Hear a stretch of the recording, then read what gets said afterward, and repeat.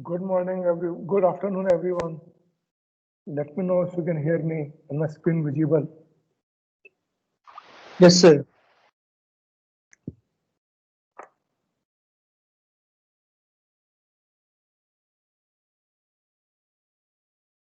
Hello, can you guys hear me out? Yes, sir. We can Yes, hear sir. you.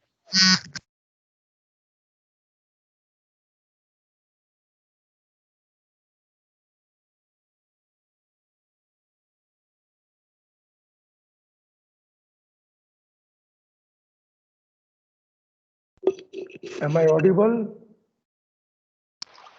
Yes, sir. Yes, sir.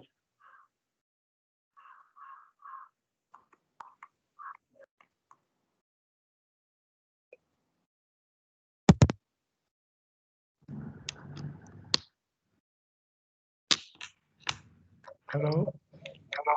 Yes, sir. You are audible, sir. Sir, you're audible, Okay, sir. thank you. Okay, sir.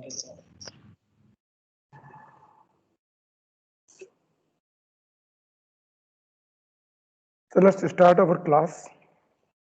Today we'll start with module 3, third module, which is primarily related to how does a router function and more focused on the routing protocols that the router runs and build the routing table. We have seen that the transport layer depends upon the underlying network layer for delivery. So we look at what kind of services we can expect from the network layer. And then based on the services network layer offers, transport layer does need to do the required action to provide reliable service. And we said network layer is unreliable, meaning it doesn't do anything, whether in order delivery or anything of that kind, and maintain delay or jitter. So we'll look at those aspects. Primarily, if you look at the network layer, we need to understand lot more time would be spent upon routing protocols. We look at three category of protocols called distance vector routing, link state routing, path vector routing. And those routing protocols are used to build the routing table. But having done a routing, we like to see typically how does that means understand the router architecture that will help us if it has to drop a packet. Why does it drop a packet? Where does it drop a packet? And the packet is delayed. Why it is that packet is delayed? We look at that part. Primarily, a router does two things. One is called forwarding, other is called routing. Forwarding means when I receive a packet as a router, I look into my forwarding table and send the packet out. Does anyone can tell me what are the entries of forwarding table has got? Anyone? We keep talking about it, forwarding table, routing table. How does the entry of a forwarding table look like?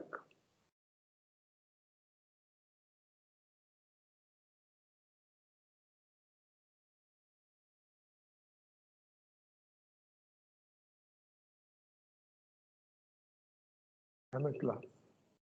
1 hour. Anyone like to say? Yesterday IP addresses, when I say construct the routing table, let's say you are going on a car or a scooter and to a place you don't know the route. You come to a crossing, you look at the signboard. What is the information signboard contains?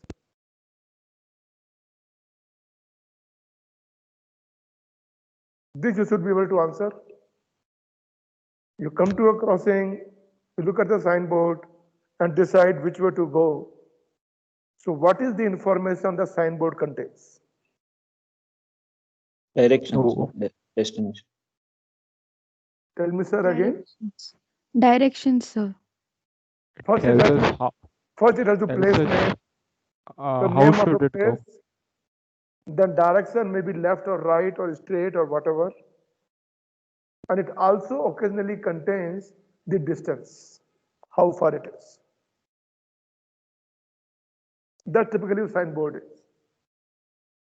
So the process of looking at the signboard and making the next exit. So if you assume that your intersection or crossing is a router, when arriving, you are a packet, you look at the signboard, look at your destination, because signboard can contain multiple entries, need not be only one entry. And then you decide left, right, straight, whatever that you want to go.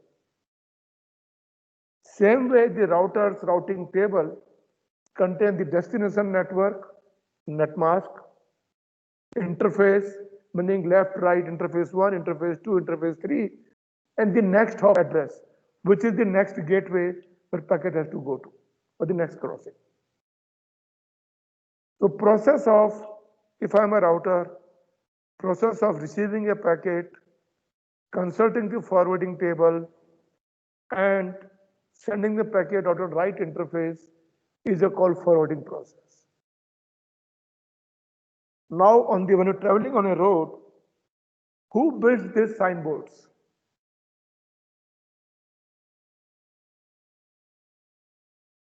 Government, some private people, local population.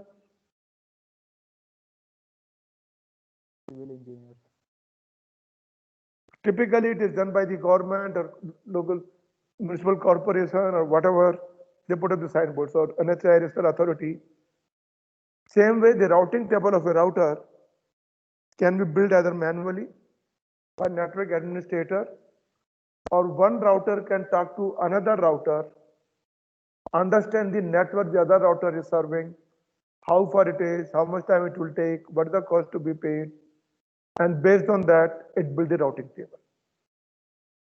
So if router has a number of other routers connected to, it talks to all of them, get the network reachability, look at all the networks served by this network, and then build the routing table. So this process of building routing table is called a routing process. And to build the routing table, a router needs to talk to another router, and that communication happens using routing protocol. And that means run routing algorithms, and most of this module is primarily focused on routing algorithms or routing protocols. So in a two experiments which you deal with, one called Dexter algorithm, other is your Alpert shortest path. These are all basically routing algorithms we look at. Router, as you probably know, that we studied the OSI 7-layer model. TCP/IP is a 4-layer model, link layer, network layer, transport layer, application layer. At the link layer, if a device operates at the link layer, it's called a switch. If a device operates at the network layer, it is called a router. If it is operates at the transport layer, probably called a gateway, or otherwise application level gateway, something of that kind. We're looking at the router. The router primary two jobs, one is forwarding and routing, and some network which are connection oriented call setup such as ATM. Network also provides connection setup support. But we are looking at the IP network, internet protocol, IP based network, internet network. There is no connection setup, so we will not worry about that. The two functions called forwarding and routing are also said to belong to two different planes. One is called data plane and other is called control plane. Data plane, because primary job of a router is receive a packet, send the packet out of packet is the data. So anything that we do with real data is what is called a data plane.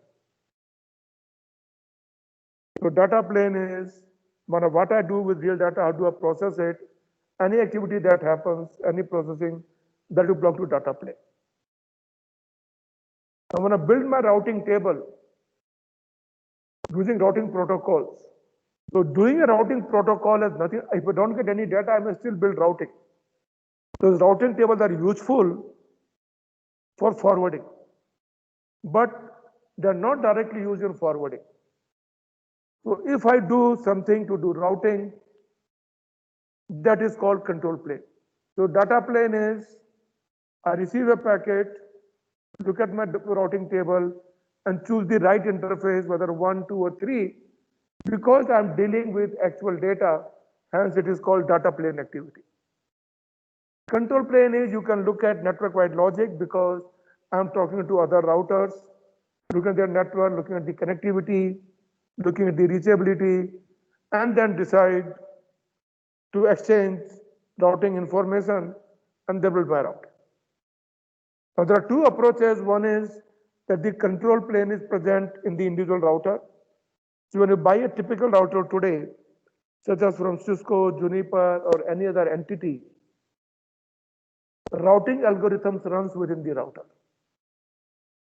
We would like our router to do packet processing, receive packets, send it out, and don't spend any more time on building something of that kind.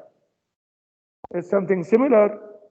As a student, you are expected to focus time on studying, but if you want to do other part of it, let me go to market, let me go to cooking, let me do other things, you end up spending a lot more time there. Those are supported, you need for study, but they're not directly related to your study. So typically for ironing, for washing, you have a laundryman, you have a cook, you have a mess, they do other parts. So those become control plane. In the new network paradigm, if somebody has a question? A new networking paradigm called software-defined networking, which came somewhere around 2011-12. It said routers should do only processing part, data forwarding part, and they should not focus on control plane routing part. The new networking paradigm called SDN, or software-defined networking, this routing functionality is taken away and it is done separately in a separate entity called controller. And so router only does data plane activity. But in our course, we look at only traditional routers as part of the syllabus, and we focus on how does the routers talk to each other and build routing algorithm. Now, before we do that, we would like to expect what is the services we expect from the network, what is it can provide, so that we can have a right expectations from it. As an analogy, let's look at the college. What are the services you expect from college to give you? Can anyone list out the services you expect college to give you, other than teaching? Teaching is the main service they give you. Other than that, what are other services you expect from the college?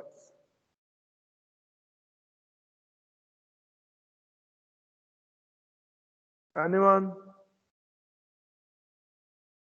Sasank?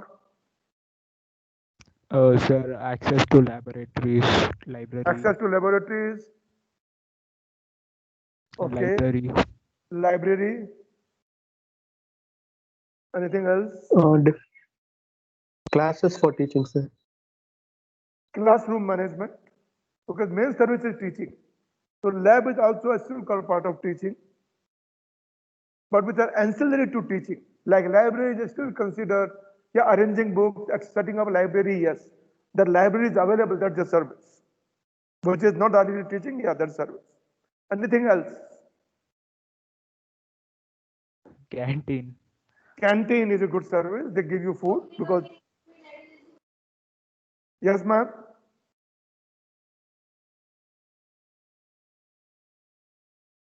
They try to help you get jobs, placements, canteen.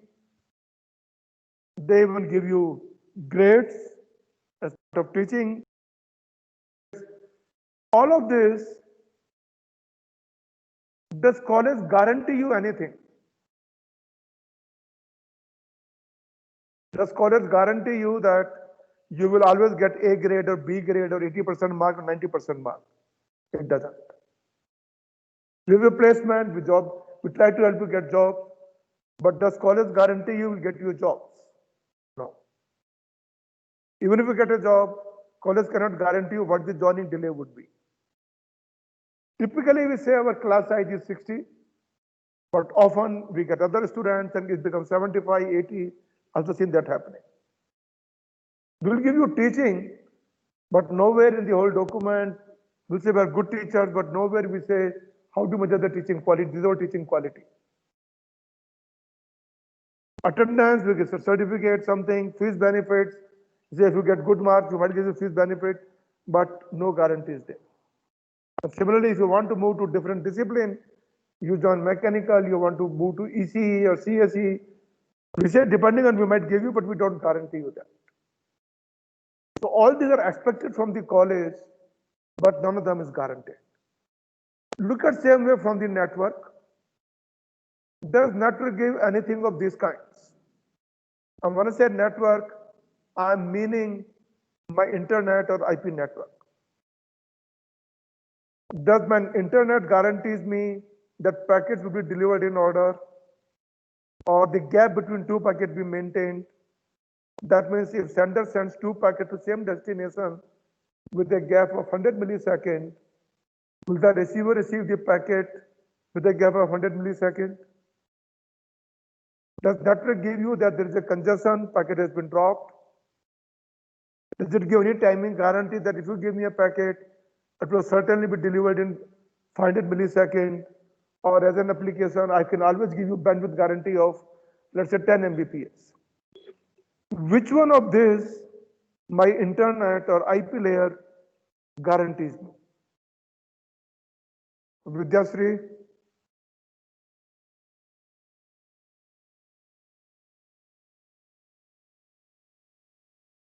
Anybody else?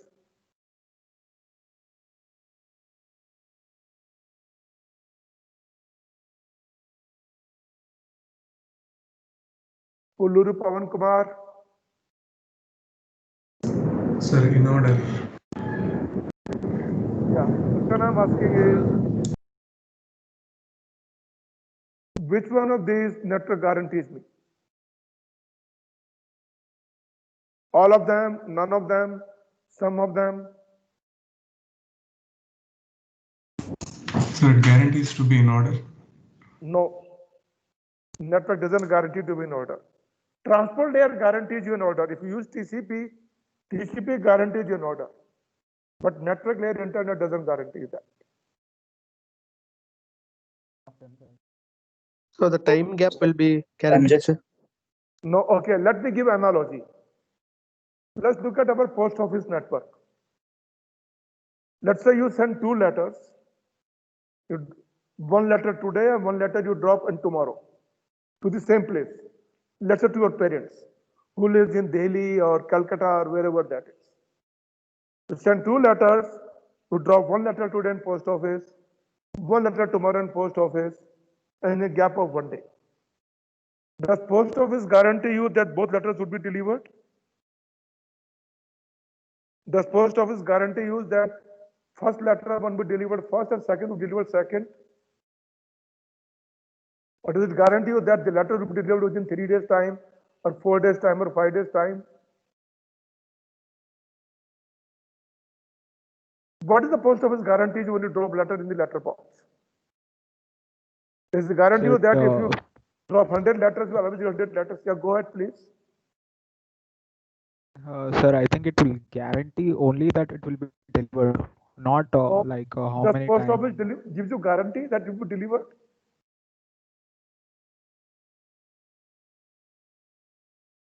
Even speed post or blue dot doesn't give you guarantees.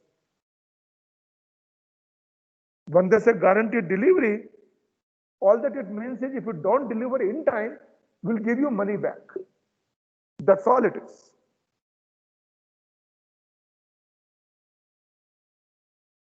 They can't give guarantee. Flood happens, something else went wrong, could be delayed. Further say, if you don't honor our promise, we'll give you money back, whatever you paid for the courier. Post office doesn't guarantee you anything. All that the post office says is, I will do my best to deliver the letter. And word is, we will do our best. What is the best meaning? You have to understand. But post office does not guarantee anything at all. But we still use post office, letter get delivered. We trust upon it. Same way, my internet or network does not guarantee me anything of that kind. But network still works. So internet says, I'll do best of a delivery. I'll do my best to deliver the packet you gave me. But no guarantees again. The college says, we'll do our best to give you good canteen food, we'll give you best to give you good library, we'll give our best to get best teaching quality, we'll try to help placement job, all that. We'll try our best. But we don't guarantee you anything.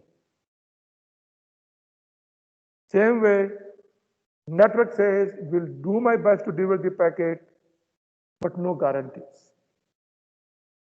Any questions about it? Understood?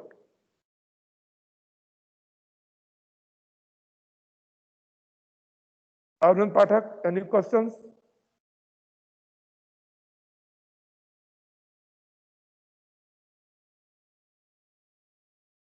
Saurabh Santosh?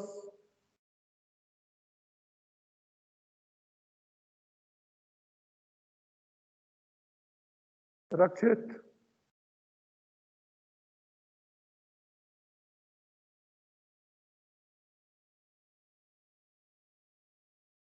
No questions. Are you guys listening or you don't understood at all? Sir, Nitish? we understood, no doubt. Understood? We Okay, understood, sir. fine. Just say yes, no, so that I can proceed. Now to understand why the network can't guarantee you and how does network work to deliver the best of its service, we will look at the router architecture. How does the router work to deliver the packet? So router has 4 components. One is called the routing processor, whose primary job is to run routing algorithms. Then you have the input interface, where packets are received. You have output interface, where packets are sent. And a switching fabric which connects input interface to output interface.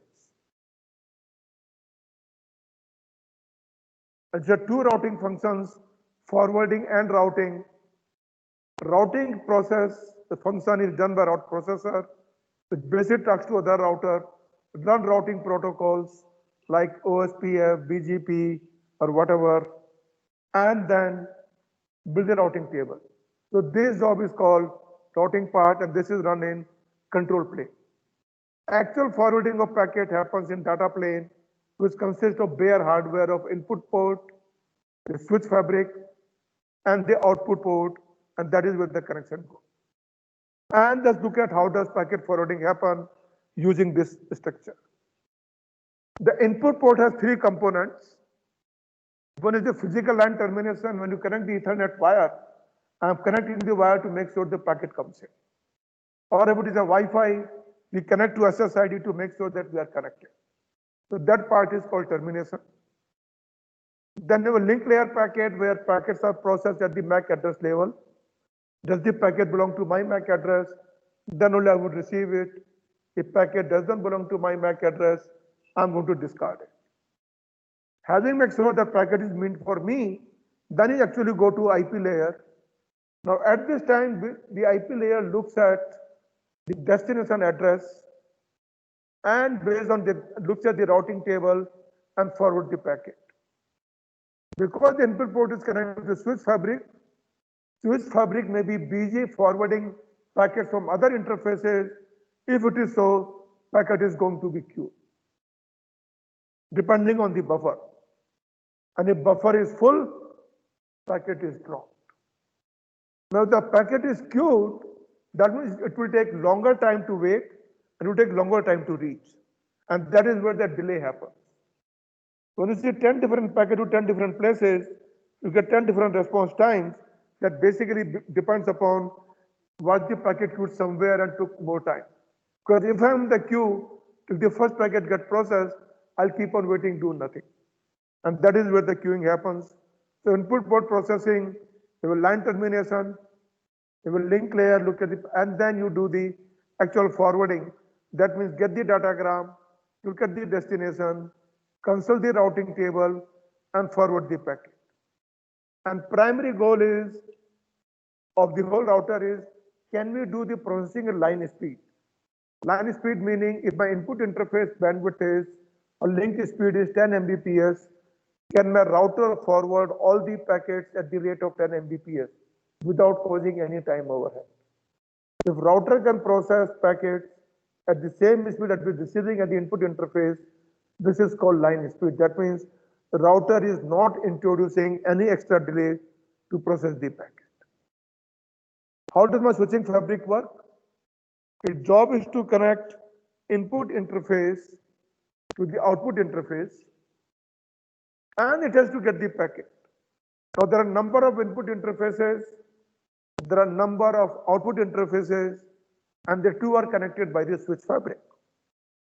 Consider that we have n input interfaces, and each network interface has a bandwidth of r bits per second. That means switch fabric can get total packets on all the interfaces together would be n into r. If I am getting r bits or r packets per second and I have n interfaces, then my switch fabric should be able to process nr packets per second.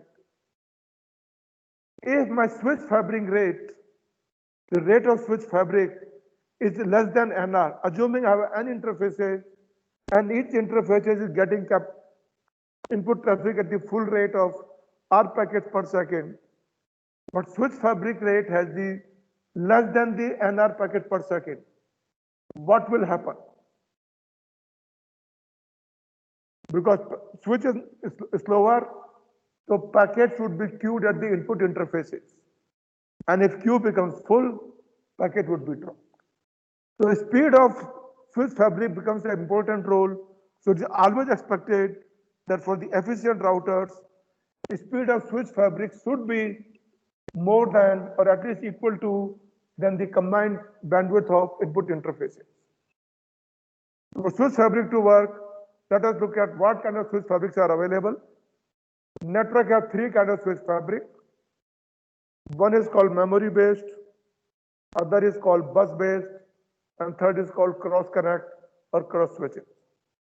When you look at your PC as a router, or you look at your mobile phone, when you convert your mobile phone into a hotspot, what does it do?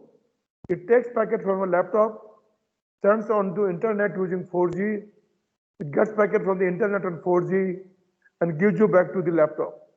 So it's basically doing a routing of the packet between you and the internet. It doesn't have any special switch fabric, so it works in the memory-based model.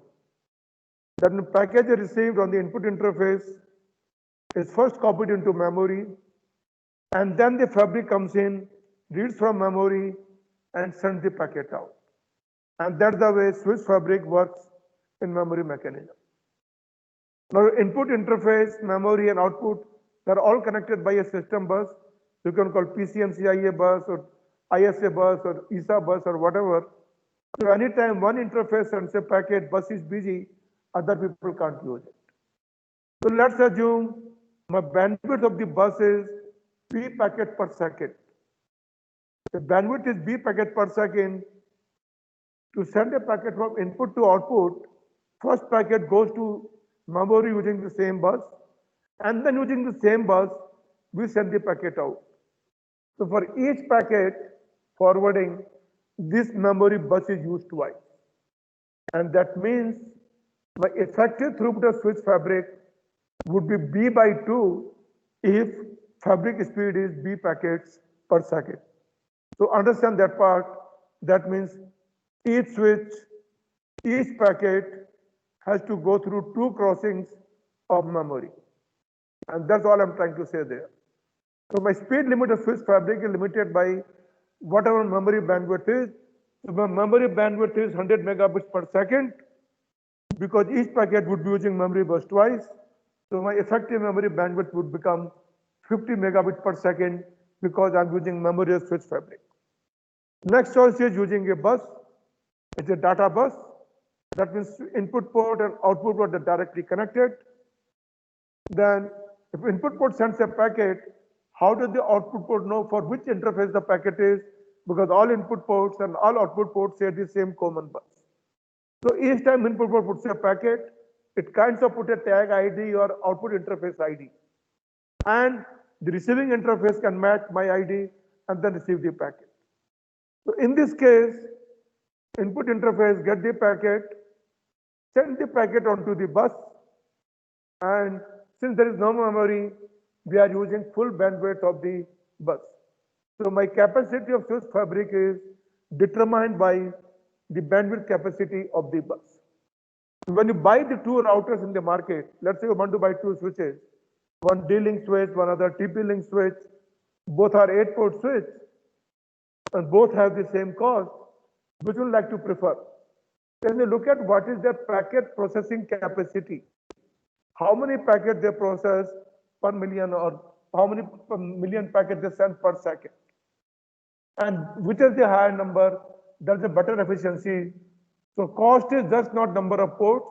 It also matters what is my processing speed. That means how many packets I send per second, how many millions, and that determines my cost. So medium kind of size of routers basically use like Cisco 5600. They have a bus speed of 32 Gbps, and that's where it works. Highest performance comes from what is called a cross connect.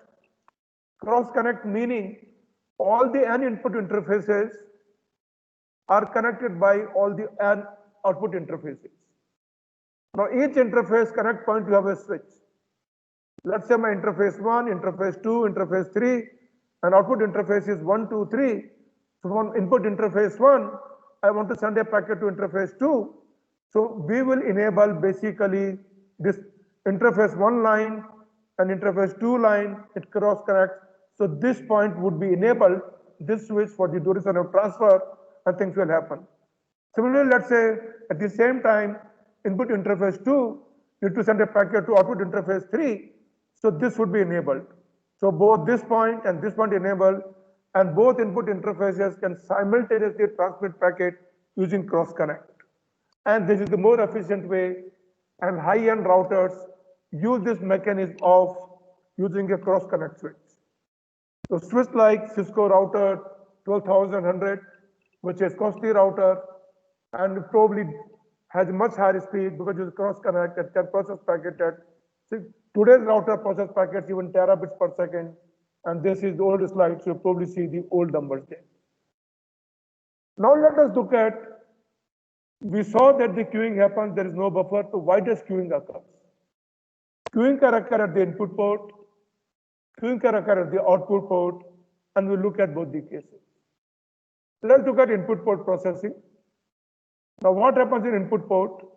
So this is my input port, this is my switch fabric, and this is my output port. And now this switch fabric could be, let's say, cross connect, whatever. And on input port, I got two packets, the color red and blue, because my output interface I colored red is the first interface, blue is the second one, and green is the third one. So interface one got two packets, one should go on the first red interface, and blue should go to interface 2. Similarly, second interface, I got a packet which needs to go out on second interface, and third input interface, I get two packets, one to go out on red interface, one to go out on green interface. Now what happens? Both these red packets has to go to this output interface 1, and that means my switch fabric will send one packet at a time. It cannot send both the packets to the output interface. Even if cross connect, either one will be connected to this or three will be connected to this, not both of them. So after one packet processing, let's say this packet is processed, after one packet processing, this packet would be given to output interface, This blue packet goes to output interface, but the green packet, even though the switch could have transferred, but because this red packet is waiting ahead in the line, it gets blocked, and hence my green packet gets blocked. So after one packet processing, red has gone to this side, red has come here, blue has crossed to this side, but this red couldn't go to this red because this red was busy with the first red packet. So effectively what is happening, this red packet is blocking the green packet even though green could have been processed. And that you see in the canteen or something, let's say you're at a crossing and the crossing is happening, so traffic is going the what is called one lane, or let's say you're at the canteen, and if the guy ahead of you wants to get some more items, and even though your item, let's say you just want to buy a Coke which is readily available, but till the guy ahead of you gets served, you have to keep on waiting, and because it takes time. Or we will look at the crossings. So two people, one person want to turn left, and you want to go straight, and you are behind, but traffic is only going straight. So guy in front of you, because you have to turn left or turn right, it doesn't allow you to go, you are get blocked.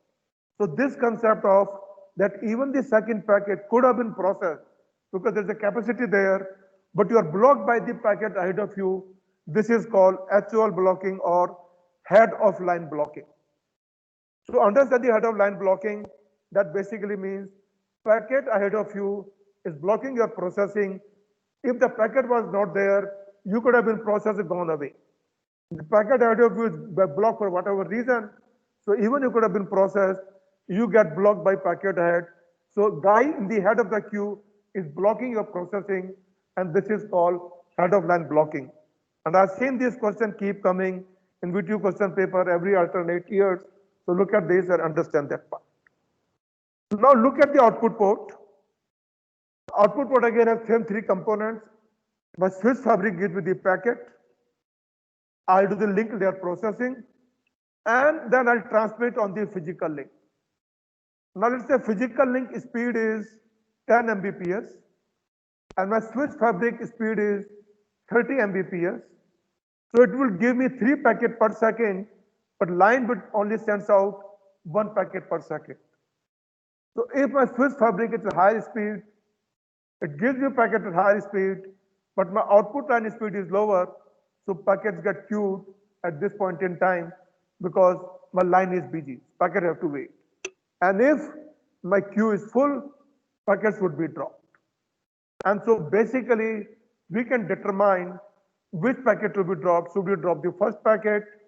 Should we drop the last packet received? Should we drop the packet in the middle?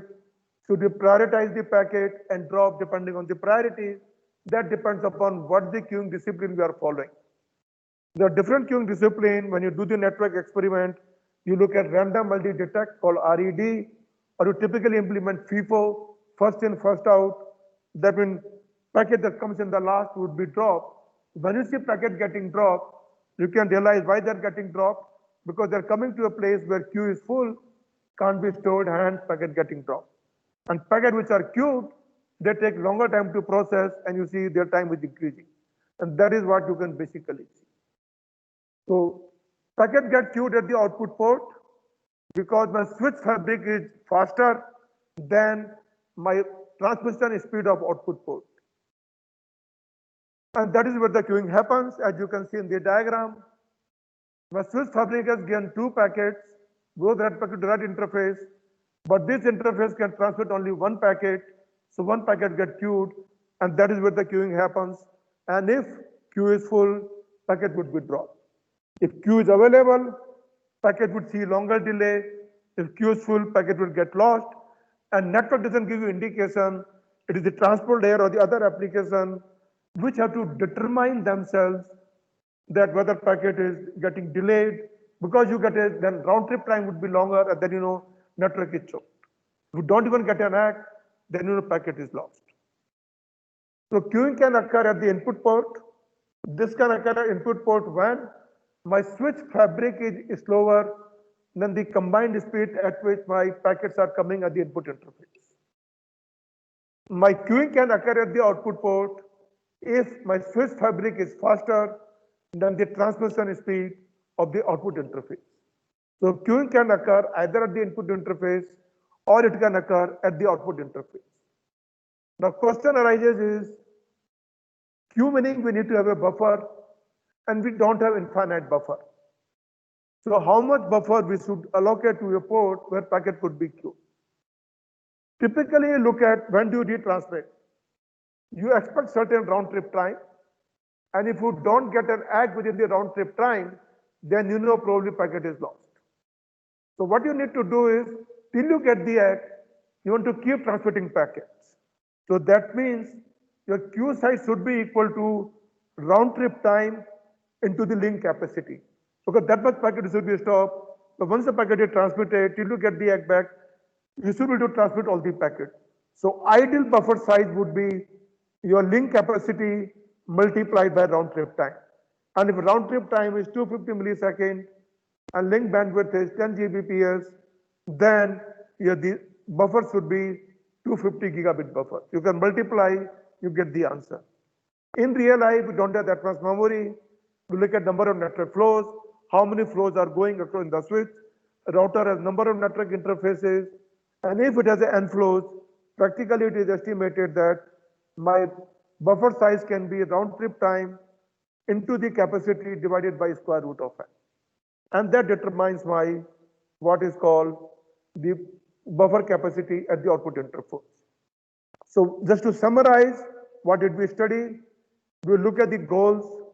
We look at the two functions of router. One is forwarding, other is routing. Forwarding is done in data plane because that will deal with real data, and job is to forward packets. Routing is run in control plane because you run routing algorithms, talk to other routers, build the routing table, and that activity happens. In traditional router, this control plane is part of the routers, but a new paradigm called SDN, software defined networking, control plane is outside the router in a central entity.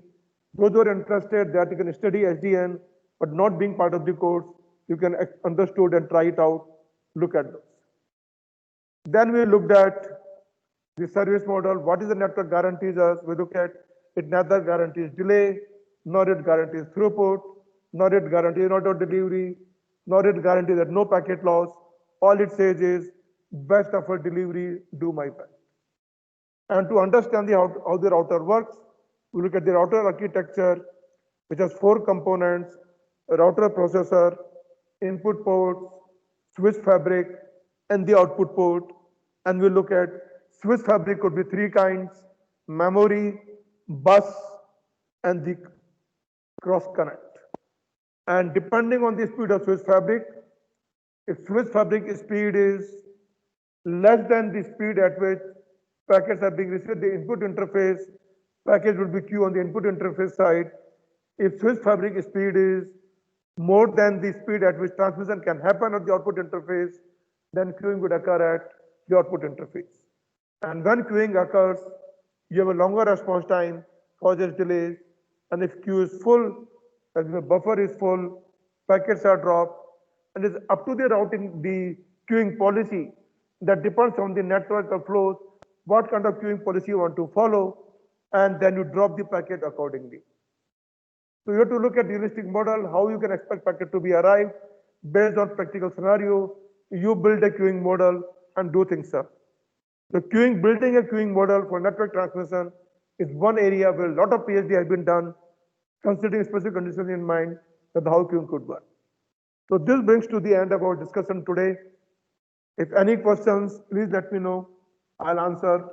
Otherwise, we can drop out. Let me know if any questions.